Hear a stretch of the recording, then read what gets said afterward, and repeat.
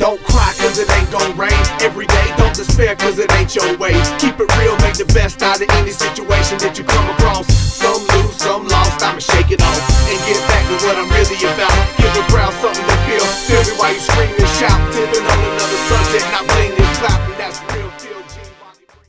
I think I like to call that like the reality TV factor when it comes to friendships. It's because if you watch these reality TV shows, like these people call themselves friends, even though we know it's not really true. But let's just go with it for the purpose of this conversation. We'll go with it.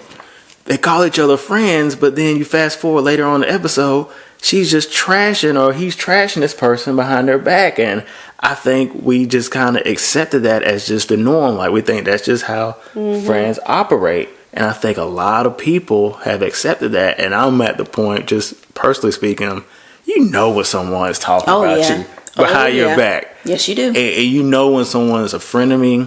You know when someone is secretly competing with you. Mm-hmm. And I'm just at the point where, I don't know if you said it, Becky or JoNessa, two of the same.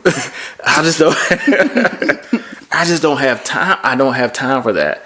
And I'm at the point now where, like, if I consider you a friend, like, I got to really know who you are. And I have to know that you have my back because I, without a doubt, have your back.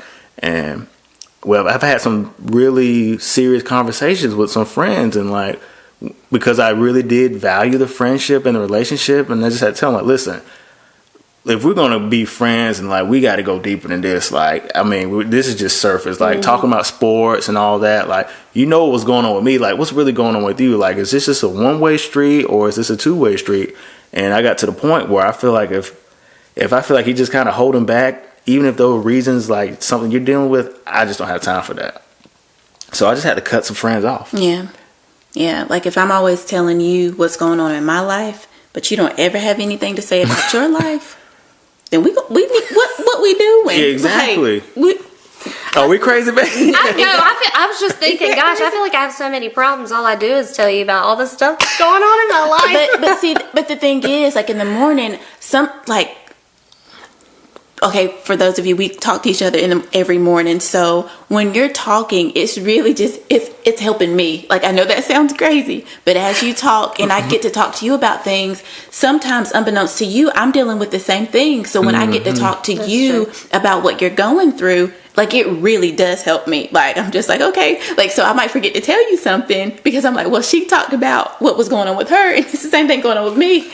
We worked through it. We went through therapy together. It is like therapy. Exactly. Yeah. That's the beauty of it. Well, and I think too, like, when we're talking about things that we're each going through, I don't have to pretend that I maybe handled a situation at work in exactly the right way. I can tell JoNessa, and you know what I did? This is what I did, and this is what I said.